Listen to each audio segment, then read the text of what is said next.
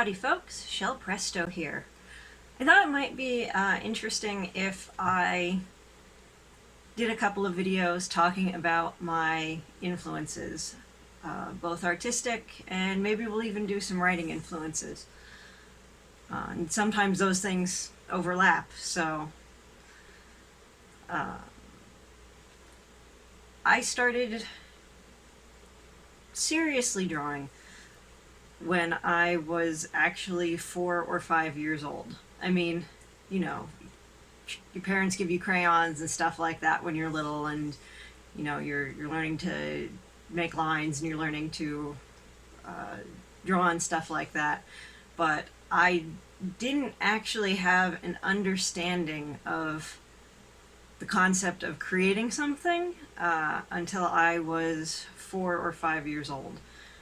And I remember it vividly because, well, I guess the easiest way to say it is that I didn't know where comic strips in particular came from. I really liked Snoopy growing up, and my mom always had books like this that had the comic strips collected inside. This is not one of the ones I had when I was a kid. I have a couple of those around, but for the most part they're at my mom's house where now her grandkids can look at them, which is great.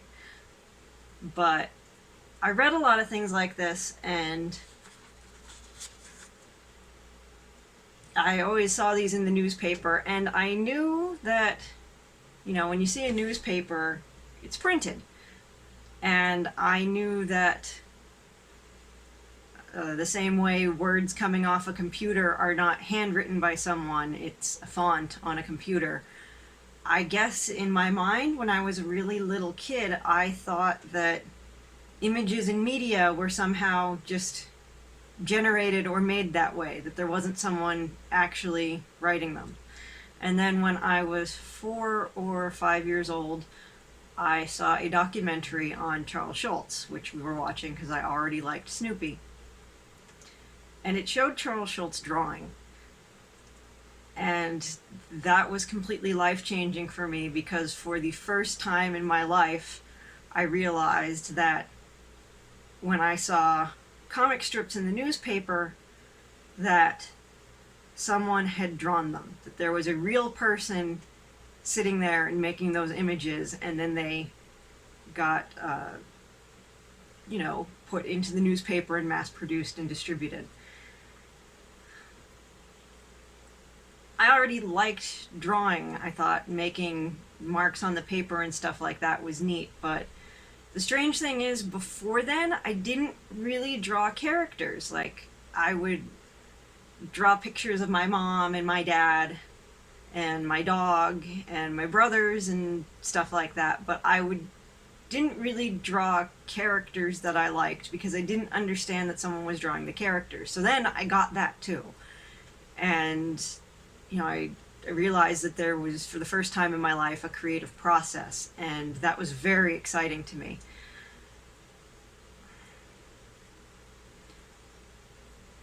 And I suppose it's very interesting too because I looked at Charles Schulz's stuff, and in particular I remember there was one part of the special on him where they actually had one of his grade school books, and there was an assignment that they had to do, that Charles Schulz had to do when he was in grade school, and it was to draw just things in groups of 3. And they said, some of the kids just handed in 3 groups of 3, so 9 drawings in total, like 3 baseballs and 3 baseball gloves and 3 baseball bats, and that was it. But someone said, I don't remember who it was in Charles Schulz's life, but they said they were impressed and they knew that he was a different kind of artist because when he handed it in, he had he had 3 he did like the 3 baseballs and stuff like that, but he also did like 3 gravestones and 3 swastikas because the Nazi Party was rising when he was growing up. He got drafted when he was 18. And these bits and bobs of everything, these, you know, thoughts of death and the, you know, sickness of his mom and war and everything, to the point that he filled a page with just these small little cartoonish triads of drawings. And to me, that really told me that there should be a thoughtfulness in what you do, but also that you had to practice somehow. They didn't say anything about practicing, but it got the little grain in my head that you had to draw more to get better at drawing. And I think the only downfall of me picking that up off Charles Schulz, not that Charles Schulz isn't a great artist, Charles Schulz is a great artist, but I feel like Charles Schulz wasn't an artist that I looked at his work and I thought, I want to draw like that. And so I don't think I really came into a point where those first years of really loving drawing were moving me forward, because I still didn't know what to draw. I hadn't really sunk my teeth into anything and got a good grip on what exactly I wanted to do. Despite the fact that I didn't want to draw like Charles Schulz, he's still been very influential in my life. For example, I did the art instruction school's mail-in program, and part of the reason I did that was because I had known and heard that Charles Schulz did it. And as a matter of fact, then I won that comic strip half scholarship for that school, so I felt like my artistic life was kind of coming in full circle when I won that, and that made me pretty proud. But I think the older I get, the more I appreciate both the humor in Peanuts, because I mean, some of that, especially his earlier work, is just cringeworthy laughing that you couldn't understand or comprehend when you're really little.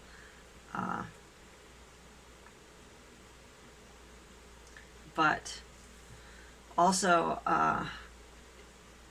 it's interesting because as I get older, you know, I'll read biographies on Charles Schulz, and I'll watch interviews that, you know, he's passed away now, so they're old interviews, but it's really interesting and fascinating to see how his creative process worked, especially because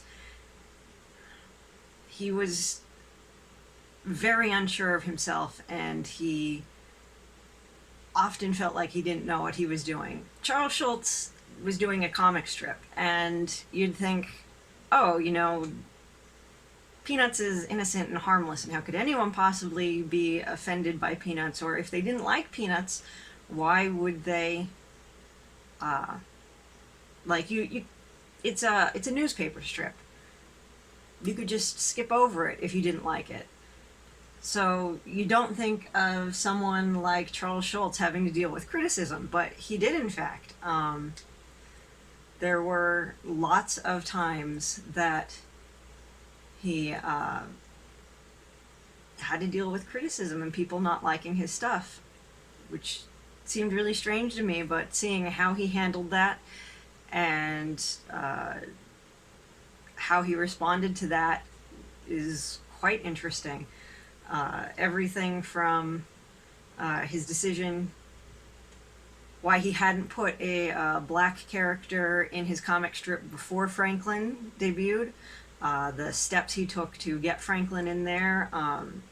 He took criticism from some groups for doing a Charlie Brown Christmas instead of doing any other holiday, like a Charlie Brown Hanukkah, and his defense for that was just, I'm a Christian.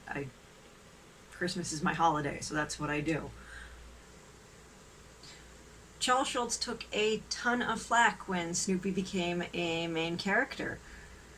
Um, when the strip first started, Snoopy was on four legs and he had no thought bubbles and he didn't pretend to do things like be the World War I flying ace.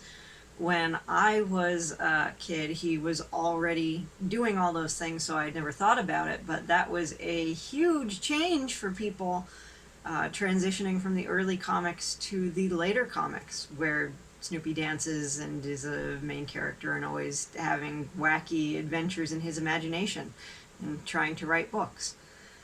Um, so yeah, that all of those things are things that he had to deal with, and reading biographies of him, it's just really interesting and a lesson in how to take criticism and how to consider what to change and thought processes for, standing your ground or trying to do something different. The other thing that I find really interesting about Charles Schulz is that he made it huge. I mean, his comic strip ran all over the world. His licensing was through the roof. He made millions and millions of dollars on Snoopy, but he was still anxious about his drawing ability. He still always wanted to improve. You'd think if you hit that level of success, you'd say like, okay, I'm good enough. What I do is what I do, and I'm a master at it. I'm beloved. But he didn't feel that way. A great example that I very recently read about him was he never depicted the little red-haired girl that Charlie Brown pined for in his comic strip. He just never drew her. And I recently read that he felt he couldn't because he felt like he was not skilled enough to draw a little girl's face that was so cute and adorable that you could understand why Charlie Brown pined for her. And you look at Charles Schulz's work and how he drew, and it makes you wonder, because his drawing style is so simplistic that it's like, could you ever possibly convey that through so simple a drawing? And I don't know if the answer for that is yes. So the fact that he was so nervous about his own artwork that he didn't even draw certain things is really telling, and really says to me that you should always be trying to improve your craft. So I guess that's it for this first video. That's my very first big artistic influence, Charles Schulz. I hope if you guys found this interesting, you'll check out some of my other videos. Please consider subscribing. Do like the video if you found this interesting.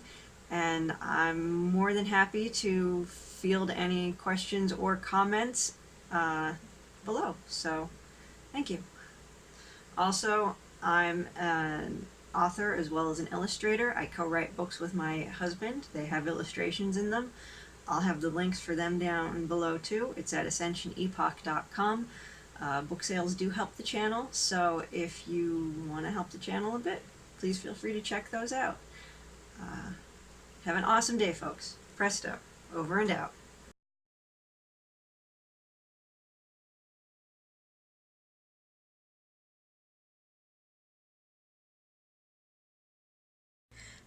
I think one of the other really fascinating things about looking at Peanuts comic strips is just how much Charles Schulz's style changed. These comics are from 1950. These ones are from the mid-90s. This last one down here says 1992. So in a 42-year period, his artwork changed dramatically. And I think a lot of artists say, you know, by the time he started getting published to now, I can still look at, say, John Byrne uh, work depicting Marvel characters, and I can say distinctively, yes, that was John Byrne in 1975, and John Byrne in 2000 or 2010 or 2019 looks very much the same. And same with Neil Adams and George Perez. Uh, but I don't know, if I didn't know that this was Charles Schulz drawing it and I had no idea who Snoopy was, if I would think that who drew this comic and who drew this comic is the same person. The head is very round, but the shape of the bangs, the shape of the eyes, the placement of the mouth, everything is radically different. And it speaks to Charles Schulz saying he constantly wanted to improve. You know, I just find that fascinating.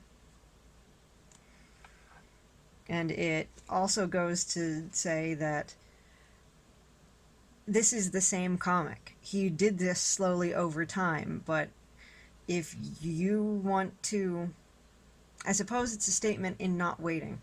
If Charles Schulz thought this way of drawing was better, he would have had to wait 40 more years to do his comic, to get his art to look like this. But he started when he drew like this. And if he thought that was inadequate, it certainly wasn't. But if he thought that, he didn't do his strip, he would never have become as successful as he did. So it's also a lesson in not waiting to do something until you're better, because your best is all you have, so it has to be good enough. So I always took that as a lesson in not holding back. Farewell and adieu to you, fair Spanish ladies. Farewell and adieu to you, ladies of Spain.